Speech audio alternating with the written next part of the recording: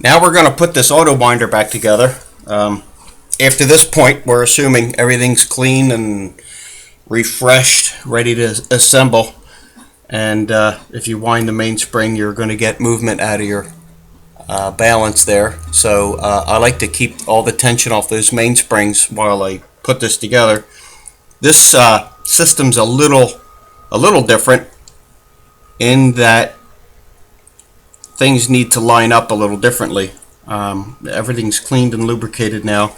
I'm going to put a drop, not even a drop. We're going to lubricate that jewel before we put this gear on. What would we use? Probably 90-10, maybe something heavier, maybe 8200 lube. I don't know. I just throw some in there and usually it seems to work. The small gear is going to go down because that is going to be winding those mainspring barrels, and lay that in there like that. And then the next gear is going to go like so, but it's not sitting on any pivot point, no shaft. That's actually in the auto winder bridge. And I'd like to it has to sit directly over this jewel, and it has to be engaged with that winding pinion. And it's a matter of putting everything together, dropping the winding bridge assembly on, and then give it a feel here and there, make sure everything's lined up. So I line that up as best as I can, right in there, right on top of that jewel. That's where that's going to sit. And here's our winding bridge. These are basically held in captive by that little screw and keeper. You can take everything apart when you're cleaning it, lubricate those one-way gears, and then the pivots will have lubrication on them as well. I didn't explain that in the disassembly, but it's pretty straightforward. This part here, you really don't have to do much about. That's just the opposite side where the rotor attaches to. I just leave that and clean it real good. We're going to put a little lubrication on that pin, that pivot pin right there, because that is going to feed through this winder. And then this top jewel we can lubricate later. So we have things lined up. That's in place. That's meshed with that gear. And it's sitting on that jewel. The nice thing is we have this post. That little post right there that the winding rotor sits on. It's a nice little lifting point. And I'll pick it up like that. Gonna make sure things are lined up here. And looking down from the top, we're going to line up this hole visually. This is a pin locator. This hole will line up with that pin right there, and then this hole lines up with this threaded portion for the screw, mounting screw. If all goes well, everything should line up with a little bit of nudging. So I'll look right over the top of this and kind of visualize where that's going to go and lay it in. Just drop it gently on top. And if you notice, this winder moved a little bit. And if everything gets out of whack, just take it out and readjust things. Could I put these two gears into the winding bridge and have it held in with a little lubrication? Yeah, you probably could. I've tried that a couple of times. Sometimes they fall out. Maybe that would work better for you.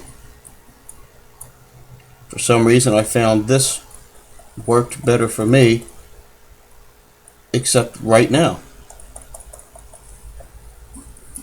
So Maybe we'll do it both ways. You can see where that gear got to. It's way out of place. Maybe I got lucky that one time. You can look at it this way. Tip it up and have a look on where that shaft is going to line up. I've had pretty much luck just dropping that in.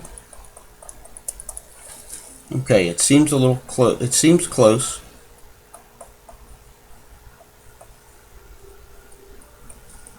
Okay, that bridge I guess I nailed it there. The bridge is sitting flat. I want to put some pressure on that with my finger. I'm not going to lean on it, but I'm going to engage that wheel right there. That winding wheel. And you can see this winder is working, and it's also turning the mainspring barrels. So that lets me know that the gear on this pin, axle, axis, whatever you want to call it, is in fact engaged and it's sitting properly. We have no gap right there. As well, we have no gap over here, and when I lean on this in any particular spot, it doesn't rock back and forth. That lets me know it is all gears are engaged. Here's that screw. That's a shared screw. That's a pretty big screw. It's got a threaded portion and a shoulder portion, so it's shared. Let's get that in a shot. We're going to drop that in and put that in loosely. We're not going to tighten that fully.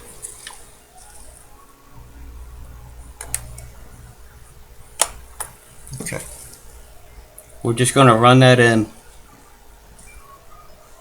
I like to put a little finger pressure on that, keep it from coming up. And then here's the other. The other screw is significantly smaller. Let's get that in a shot. You won't mix those screws up. They only go in one way.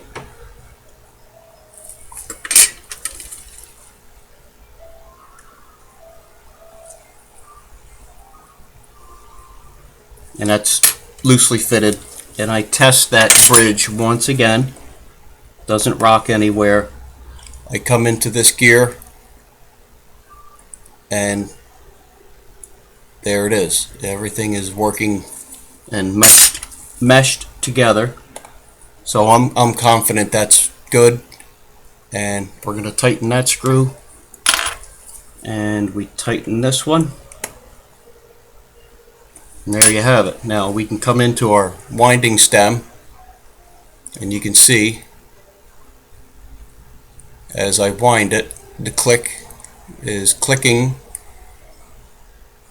And our auto winder is functioning.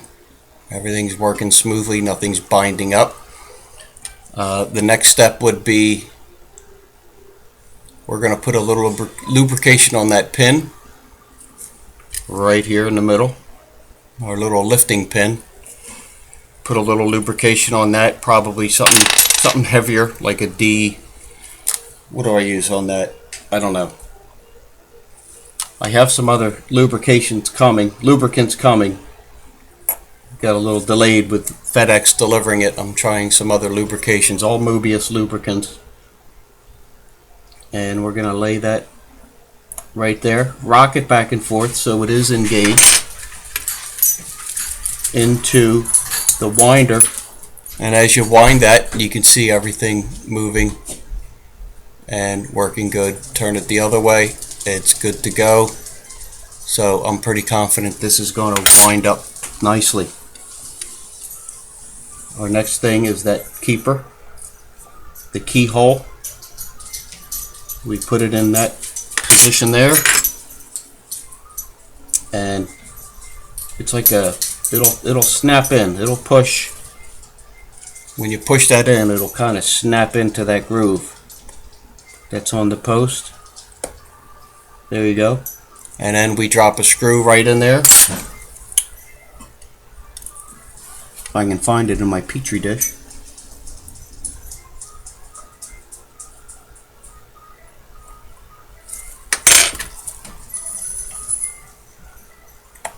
Oh boy. It's a little bugger.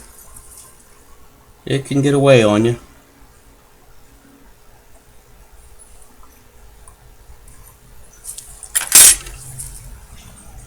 We're in the shot. Okay.